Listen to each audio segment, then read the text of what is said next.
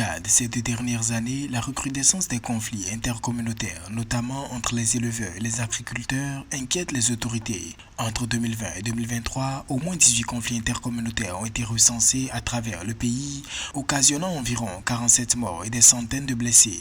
Une situation qui persiste malgré les mesures gouvernementales pour pacifier les communautés et contrôler les armes en circulation dans les milieux civils. Pour certains acteurs, si les causes de ces conflits sont multiples, les approches pour les résoudre ne sont pas adaptées.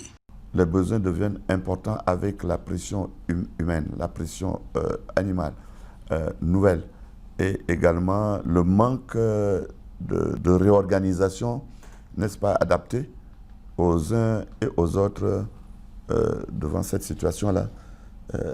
Vous savez, le paysan, il attend qu'on lui règle ce problème-là, hein, par l'autorité qui doit organiser les choses, par l'autorité qui doit arbitrer, par l'autorité qui doit le guider, n'est-ce pas, à cela.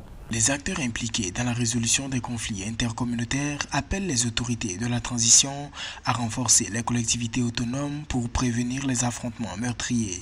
Selon le projet de la nouvelle constitution, la justice de paix sévira en toute indépendance pour dissuader et sanctionner les instigateurs des conflits intercommunautaires ainsi que leurs complices. Une disposition saluée par la classe politique et les organisations de la société civile.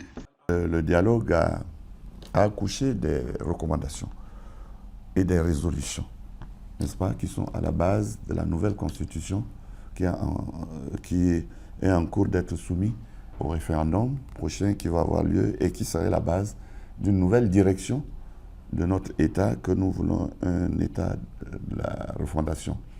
Et dans cet État de refondation, nous osons croire que les nouvelles institutions mises en place avec leur rôle, les attributions, et je dirais que des institutions nouvelles importantes. Pour rappel, la transhumance sur le territoire tchadien des bétails des éleveurs venus des pays voisins comme le Soudan, le Niger, le Cameroun et la Centrafrique occasionne souvent des conflits entre les agriculteurs autochtones et les bouviers. Le plus souvent, ces conflits font l'objet de récupérations politiques qui compliquent la résolution pacifique entre les communautés.